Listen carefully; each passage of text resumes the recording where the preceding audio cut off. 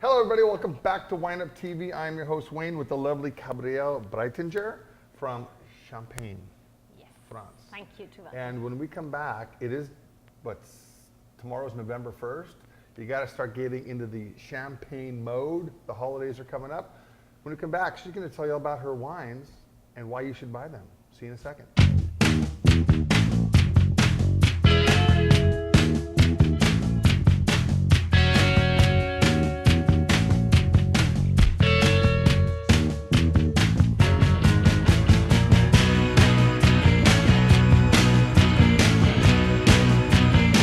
Okay, so Gabrielle, thank you very much for taking the time and coming.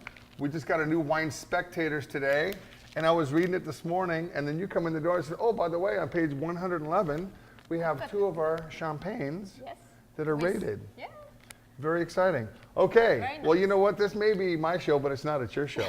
So why don't you tell the people a little bit about yourself and about the wines that you were so gracious to come around and pour for everybody. Well, I'm very pleased to be here in Portland with you and to do this little show. ComtesdeDampierre is a brand located in the northeast of Reims, just a little bit outside of the town. It's a company founded in '86 by Monsieur the Count ComtesdeDampierre, and this company is known, especially if I know some of your lecturers will go to the website, for the twining of the bottle. So I'll tell you a little story about that a little bit later, but you will find a lot of information about us on this site. Now we have 3 cuvées here which are available in stock here in Portland. You have the Grand Cuvée, which is a blend of mainly 35% of Chardonnay, 55% of Pinot Noir, and 10% of Pinot Meunier. That is a very traditional champagne blend. The second one is half and half, Chardonnay and Pinot Noir. It's a Premier Cru. And the third is a pure Chardonnay, what we call a Blanc de Blanc, white wine made out of white grapes. A 2005 vintage and a Grand Cru, of course, closed with a twine. And tell me about the twine. Well, the twine, in former times, all champagne bottles have been closed with a twine. There has been an edict from the French emperor in 1735 saying for security, all champagne bottles have to be closed with a twine, and you have to twine it twice around the cork, and the twine has to be poised so that it's getting, it's some kind of grease and oil put on so that it can survive longer. So this twine has been used totally on all bottles until the wire cage, the metal wire cage, has been found in 1864. And since then it was easier because, well, the twine, if you keep your bottles for a long time in a bit humid place or cellars, you have to twine them every 20 years again. Otherwise, the twine it's a natural product. It'll get brittle, absolutely. Yeah. All right, so cheers. Okay, cheers. Thank you for having me. You're very welcome. Portland. So, you know, in America, it seems like bubbles are just for a special occasion thing. It's not. I know. You should always have a bottle of bubbles. My of girlfriend champagne in your loves fridge. bubbles all the time. You never know. Every time we go out, the first glass she I has always is have a bottle in the fridge. I have a box. I have a bottle of bubbles in my fridge. I hardly ever drink them, but I should drink them more. Yeah. I should, because they're great wines. And there's always an occasion. Just sitting. I'm alive today. Let's drink. Okay. Right? That's an occasion. Fantastic. All right. So you got some nice scores here in the Wine Spectator. The first one, let me see. Now the Grand Cuvée got 91%, 91 points. Right there, the Grand Cuvée. Yeah. So an elegant and well-balanced champagne with bright acidity and flavors of crunchy white peach. Crunchy. Not the mushy, but the crunchy white peach. Brioche, candied orange zest, anise and honey. A fine aperitif. Drink now through 2018. We better drink it now because it says drink now through 2018. So that's a great brunch wine too. So, you know, it cheers you up at 11 in the morning and it cheers you up at 5 in the afternoon. Not only at Christmas time. I know. I get a little apple on it. A little. It's good. Good acidity, of course. Well, that's necessary. That makes the liveliness and the elegance of it, you know. Brioche. Where do these people get this stuff? I guess my palate isn't a Not brioche. contender. That's really the smell once you walk in a bakery. Oh. You know? This kind of breadiness, that's very typical for champagne. You know what I love about what I do? I could drink all day long. And I can never get fired for doing it. I'm not going to fire myself, am I? Yeah, it's very nice. It's a beautiful, well-balanced champagne. Okay. Thank you. And very frankly, I think we are now very often into wines with a higher alcohol level, and champagne still is 12.5, Yeah. which is, I think know. that is such a problem these days. You know, you get some of these Zins and some of these other wines that are like 15, 16, 17%. Oh, yeah. I like to walk after I drink a bottle of me wine. too, me too. I think it's very important. Okay, now this is This is a Premier Cru. Blanc de Noir. No, it's half and half. Okay. 50% Chardonnay and 50% Pinot Noir. That's one of all our private customers are buying the Ambassadeur, and it's called Cuvée des Ambassadeurs. We have it in this Brut. We have a Blanc de Blanc and we have a Rosé of it. It's called Cuvée des Ambassadeurs, so the cuvée of the ambassadors, because Monsieur de Dampierre and his wife had a lot of ambassadors in their family.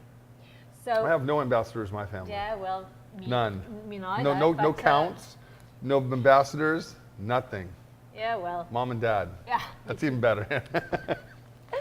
But and Audouin de Dampierre has been selling this champagne to the embassies. So we are at the French embassy in Rome. We are in Luxembourg. We are in Brussels. We are a little bit all over the place.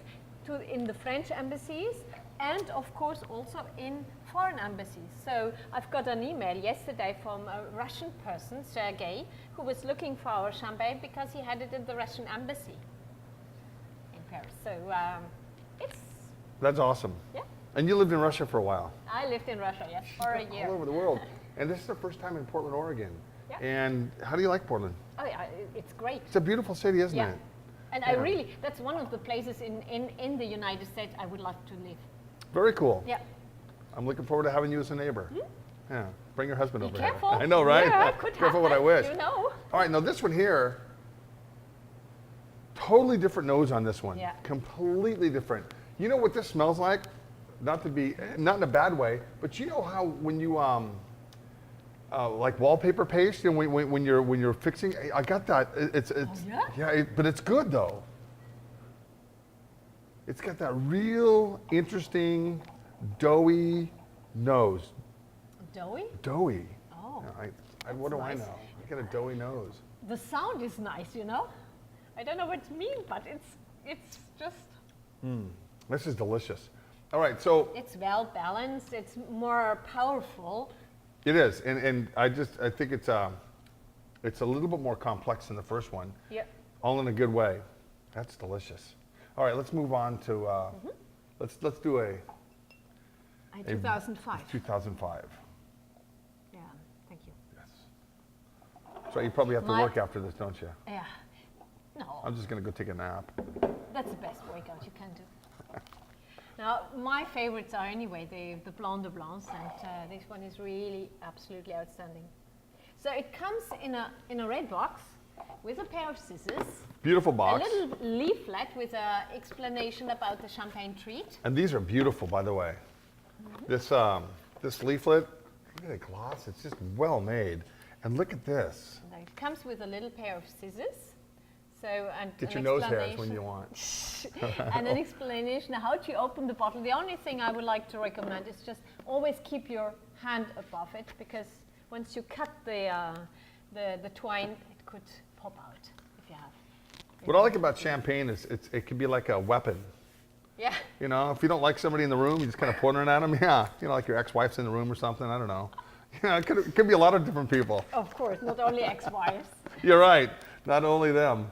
But this is it's very nice. It's a very cool package. So What's the retail? I know you went over this earlier. The retail roughly on the 2005. You know what? I probably have right here. Hold on. I'm going off camera. Yeah. So. This is this one. Yeah. So it's about $90, about $85 a bottle. It's a for great this Christmas one. gift. This one here is about 45, about 44, 45, and this one here is about $37, $38. It's a nice intro to champagne. You know, when you get here, you know, champagnes are expensive. They're made in a way that takes time, and you know, you pick your grapes at a lower sugar, higher acidity, and it's all hand done, and it's beautiful. But it's certainly hand done. Yes, France in France, Champagne is the only area I think in now, perhaps a little bit with the Châteauneuf du Pape, where they don't use it, but definitely in Champagne, the hand picking is only allowed. No machine picking. Otherwise, you won't have the appellation Champagne. I got a question. You know, our migrant workers over here, predominantly Mexican. You know, they pick our grapes over here. Who picks most of the grapes in France? Well, a lot of the local workers, okay. A lot of the people who work in the cellar during the year anyway, and some of the gypsies okay. who do a good job. Absolutely. So they work hard. Yeah. Yeah, my whole thing was because if it's a nice weather, then it's okay. But if it's raining, or if you have to, you have to hurry up, and it could be quite a little bit heavy soils. Sure. It's a hard work. This is delicious. You know, vintage dated champagne, guys, is the white flowers. yeah, extended triage.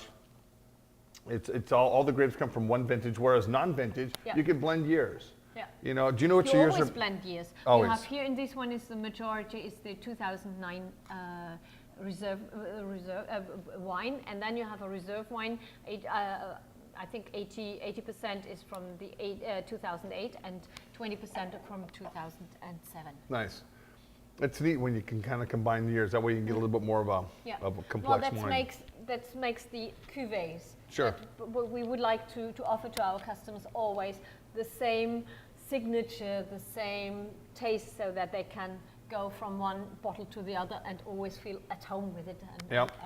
And this year, though, 2013, what a tragedy in France. Not in Champagne. Wow. No? No. So no, none of the hail? No, the cellar master from OYO said that it would be possible to compare the 2013 vintage to 96 in Champagne.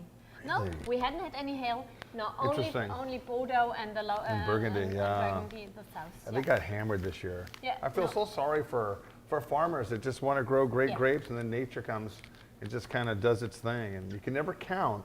But that's the wine business. And then look, we live in Oregon. And that's why the consumer has to understand that we cannot sell wine at a Coca-Cola price. Yeah. I don't have to say that. Coca-Cola's good. Okay. Yeah, except when they change the recipes. Okay. Hey guys, thank you very much for tuning in. It's a pleasure to have you. Yeah, thank you very much for coming. I hope you have a great stay in Portland, and we don't rough you up too much, because there's lots to do.